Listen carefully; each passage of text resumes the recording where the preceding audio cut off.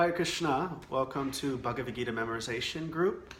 About 15 years ago, I was walking in downtown Portland and I saw these 12-year-old Indian kids on a stage doing a presentation for India Day Festival. And these 12-year-old kids were reciting from memory, chapter 15 from the Bhagavad Gītā. And it was at that point where I thought to myself, well, I'm a monk living in a temple, full-time studying Bhagavad Gītā daily, and these are just, little middle school kids that are doing it as a hobby. Well, why can't I do it myself? So started working on memorizing several chapters of Bhagavad Gītā. There's a certain technique that I have. My technique is going back to the old school Vedic times where you do it in a whole expanse, learn the whole chapter in itself. There's several reasons for that. Number one, if you practice learning 30 verses, 50 verses, 60 verses, it takes a lot of work, but then a lot of that work is lost when in a few months you forget it all. You either have to have a bunch of cards, recite a bunch of verses that don't naturally flow together, which is, can be done if you're very studious. Or you also have to have a great philosophical brain and a facility that you're giving classes all the time on the Bhagavad Gītā, and you're using these 20, 30, 40, 50 verses on a regular basis. And that way, that work that you've done doesn't get lost because it stays fresh in your mind. So that requires a lot of being very studious. It requires a lot of intelligence. But the old technique is very simple. Bhagavad Gītā is a song, and pretty much any fool can sing a song.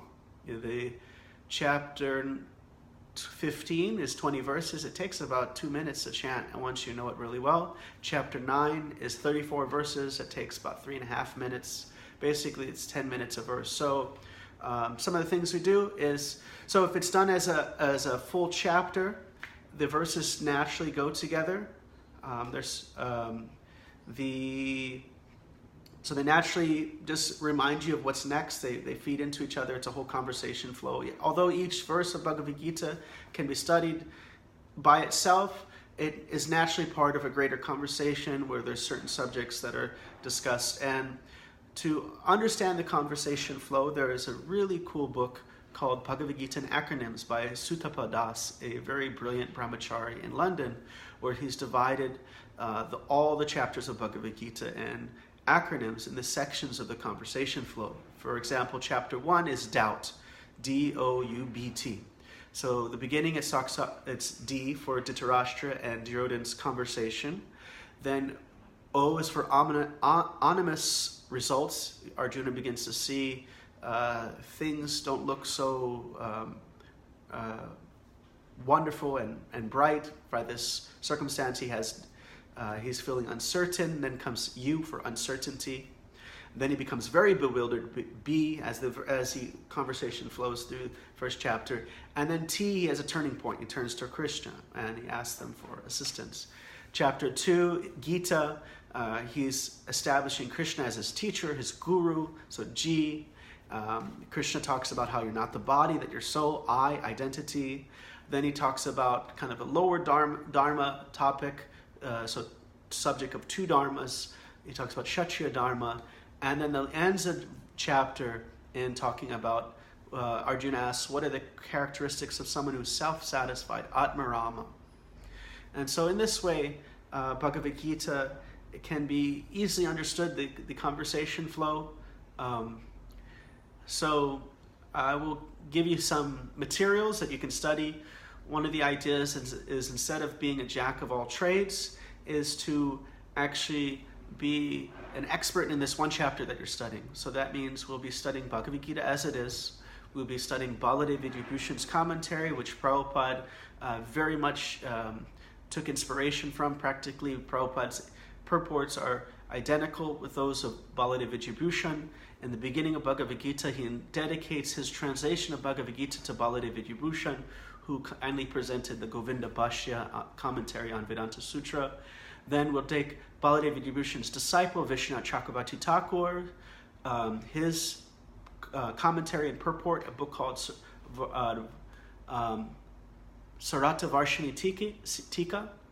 And one may ask, well, why are we studying all these different books? Prabhupada was once asked by disciples what book he would like to translate next. And he mentioned a few books of the Goswamis. And then he also said Bhagavad Gītā. And so at that point, devotees were saying, well, Srila Prabhupada, didn't you already translate Bhagavad Gītā? Why would you say you want to translate Bhagavad Gītā? He said, no, but there are so many commentaries. And so it's like a jewel. You can look at it from different angles and you see different colors, you see it from different lights.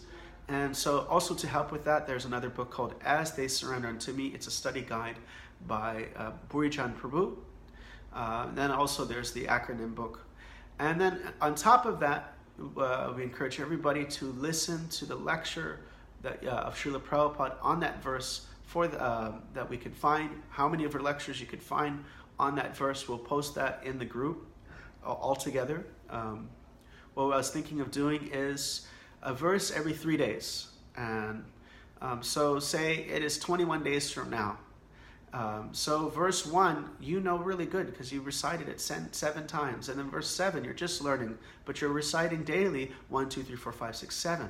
And so verse 1, you're knowing very well. And I don't necessarily encourage a rote recitation of the English, rather that we become more familiar with not the grammar, but the vocabulary, and be able to understand the translation and express it in our own words. I think that's actually more important, to understand the translation. You don't have to actually know the grammar, but you just know the words that are in the verse and have studied the translation. And therefore, when you hear the verse, you can translate it using your own words, so you understand it, that it's actually going through your thought process. So we'll study day 1. So day 1 means we'll give a few days for each verse. So day 1, or verse 1 means we study Bhagavad Gītā as it is by A.C. Bhaktivedanta Swami Prabhupada.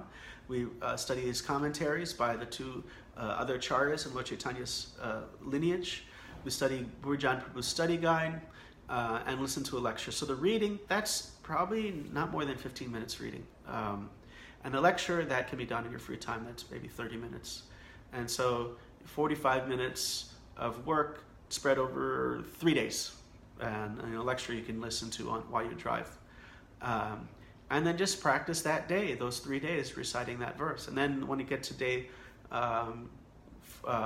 your 3rd day or your 4th day, then we're going to work on verse 2, and then so with 2 you're also going to be reciting 1s, and that way, like when you get to verse 7, you're going to be reciting every day 1, 2, 3, 4, 5, 6, 7. But you're just dedicating that one day or those few days for the study of that particular verse. So leave any comments or questions if you have. I thought of maybe posting some videos of whatever progress I'm making in this attempt, and asking devotees in the comments to submit videos of them just reciting it, just to share the inspiration that these other devotees are also in the process of working on it. So let me know if you have any suggestions or comments. Thank you very much. Hare Krishna. Shri Bhagavan Uvacha Anashritya karma palam karyam karma karotiya sa sanyasi cha yogi cha naniragir chakriyaha. So we're working on the verse today. Verse 1 of Bhagavad Gītā, chapter 6. So anashrita. Shrita is like shelter, like ashram. So not taking shelter, and karma palam, the fruits of the pala, the fruit of your karma. Karyam karma karotiyaha. He does what he's supposed to do. Does his duty. Sasanyasi cha yogi cha. He's a sannyasi. He's a yogi. Not near Agnir Nachakriha. Not the person who doesn't light the fire, doesn't do the fire sacrifices, nor nachakriya, achakriya. Akriya means he's not working. Not the person who's not working, but the person who does what he's supposed to do. That's a basic translation. And we're working together. And next time we're going to be doing verse 2 and verse 1. We're going to have verse 1 memorized even better. We're going to be chanting it every day. And then like 21 days from now, verse 7, verse 1 is going to be locked inside. Really good. So Hare Krishna.